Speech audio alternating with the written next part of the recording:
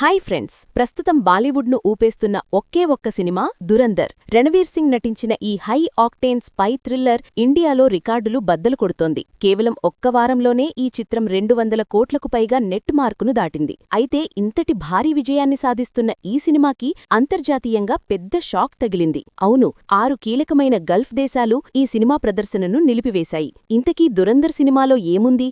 ఎందుకు నిషేధించారు?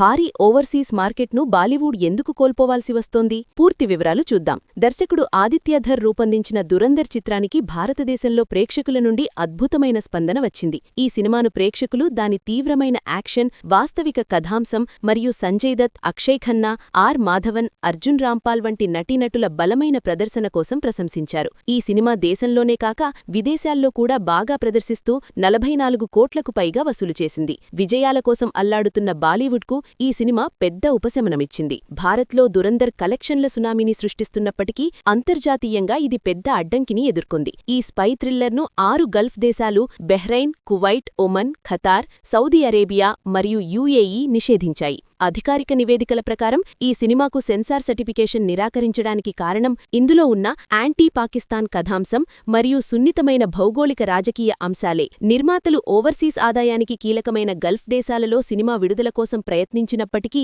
ఏ దేశం కూడా చిత్ర కథాంశాన్ని ఆమోదించలేదని తెలిసింది. ఈ నిషేధం వల్ల సినిమా బాక్సాఫీస్ కలెక్షన్లపై ప్రభావం పడింది. ఈ చిత్ర కథాంశం భారతీయ గూఢచార సంస్థలు పాకిస్తాన్లో చేసిన ఆపరేషన్ లియారీ వంటి వాస్తవ సంఘటనల స్ఫూర్తితో రూపొందించబడింది. ఇందులో ఒక భారతీయ గూఢచారి కరాచీకి వెళ్లి అక్కడి యాంటీ ఇండియన్ గ్యాంగ్లను ఎలా అణచివేశాడు అనే అంశం కనిపిస్తుంది. నిషేధానికి దారితీసిన అంశాలు ముఖ్యంగా ఇవే: పాక్ వ్యతిరేక కథనం, ముంబై తాజ్ హోటల్ దాడుల సమయంలో పాకిస్తాన్లోని రాజకీయ నాయకులు పైశాచికానందం పొందింది, అలాగే టెర్రరిస్టులకు సూచనలు ఇచ్చింది ఇందులో చిత్రీకరించారు. ఈ రాజకీయ సందేశం గల్ఫ్లోని సెన్సార్ బోర్డులకు నచ్చలేదు. బలోచ్ పాత్రల చిత్రీకరణ: ఈ సినిమాలో కరాచీని అల్లకల్లోల ప్రాంతంగా, ముఖ్యంగా లియారీని టెర్రరిస్ట్ వార్ జోన్గా చూపించారు.